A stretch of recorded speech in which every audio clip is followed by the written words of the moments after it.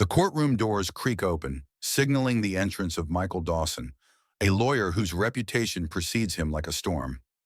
Dressed in a custom-tailored suit, his expensive cologne lingers in the air, a cloud of arrogance. He strides in with the kind of confidence that only comes with money, power, and a sense of entitlement. His polished shoes click sharply on the wooden floor, the sound echoing in the tense courtroom like the ticking of a clock counting down to something inevitable. As he walks toward the defendant's table, Dawson's eyes briefly flick to Judge Caprio, sizing him up with a dismissive glance, as if to say, "I'm here because I have to be, not because I want to be." His smirk is wide, his posture relaxed, and the disdain in his gaze is palpable, aimed not just at the courtroom, but at the idea of justice itself. This trial for him seems like nothing more than a nuisance, a minor inconvenience in his otherwise perfect life. The audience watches, the tension in the air palpable as they take in the lawyer's haughty demeanor. The young prosecutor, visibly nervous but trying to keep his composure, fumbles with his papers and he struggles to introduce the case. Dawson, however, only waves him off, a bored expression on his face. "Let's get this over with," he mutters under his breath, as though the courtroom is beneath him.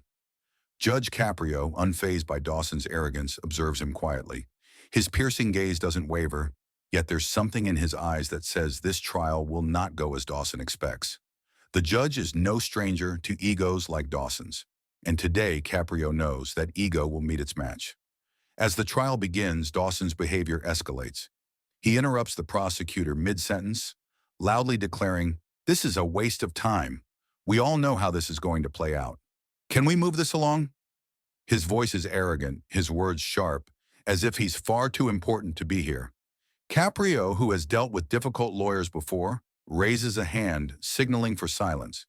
"Mr. Dawson, you will respect the court's procedures," Caprio says calmly, his voice firm yet controlled. But Dawson doesn't listen. He leans back in his chair, arms crossed, rolling his eyes as he mutters under his breath. "I'm not here for this," Dawson snaps. "I'm here because someone made me come, not because I want to waste my time." His tone drips with disdain, and the crowd grows uneasy. Whispers ripple through the room. But Dawson isn't finished. His eyes land on an elderly man sitting in the back, an unassuming war veteran who has been called as a character witness. Dawson looks at him with a cruel smirk. "What would someone like you know about justice? Your time is long gone, old man," he mocks loud enough for everyone to hear. The words hit like a slap in the face, and the air grows thick with tension. The veteran stiffens, but doesn't respond. He's seen much in his life, but nothing quite like this. The audience watches, horrified at Dawson's audacity. Judge Caprio, however, remains stoic. He has seen this type of arrogance before, and it never goes unchallenged in his courtroom. The gavel slams down with a resounding bang, silencing the room. Judge Caprio's calm demeanor shifts. He leans forward, his voice now sharp and firm. "Mr. Dawson, you are not above this court," Caprio says, his words like a warning shot. "You will treat this courtroom, its witnesses, and its process with the respect they deserve." Dawson's smirk falters, but only for a moment. He tries to regain his composure, but Caprio's unflinching stare cuts through him. "You've come here with an arrogance that clouds your judgment, and I will not tolerate it any longer," Caprio continues, his voice steady, each word deliberate. "This isn't a game. Your status doesn't give you the right to belittle the court or its witnesses." The room is still. Dawson shifts uncomfortably in his chair, a small crack beginning to form in his armor. The crowd watches, eyes locked on the interaction. Caprio leans forward, his voice cold and unwavering. "Let me remind you, Mr. Dawson, you may have wealth, but you are not above the law. Your career is built on respect for others, not on your ability to walk over them." The words hang in the air like a challenge. Dawson's confident facade is starting to crumble, and for the first time, the audience sees a flicker of uncertainty in his eyes. Dawson tries to recover, opening his mouth to protest, but Caprio's steady gaze silences him instantly.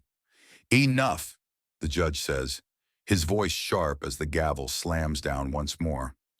You've had your chance to show respect, and you've squandered it.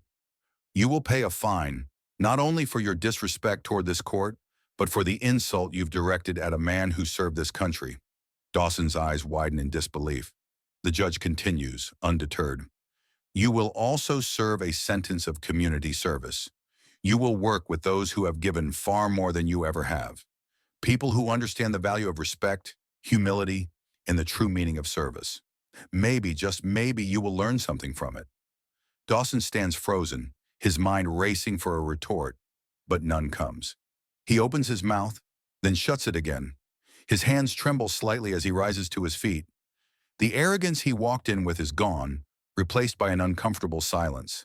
The audience watches, their eyes fixed on the broken man before them. Caprio's voice cuts through the silence.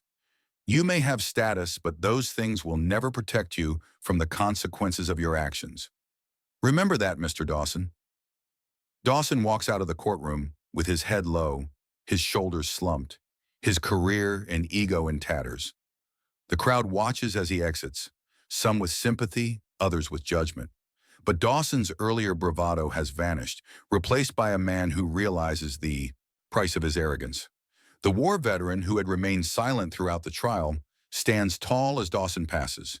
His back is straight, his posture one of quiet dignity. The contrast between the two men couldn't be starker. The veteran's calm, humble presence speaks volumes, while Dawson's defeated steps echo through the courtroom. Judge Caprio watches them both, the weight of the moment settling in. He speaks quietly but with finality to the room.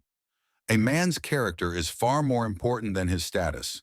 Arrogance may get you far, but in the end, it is humility that will carry you farther. Remember that. With that, the judge bangs his gavel one last time. The courtroom empties, but the lesson remains.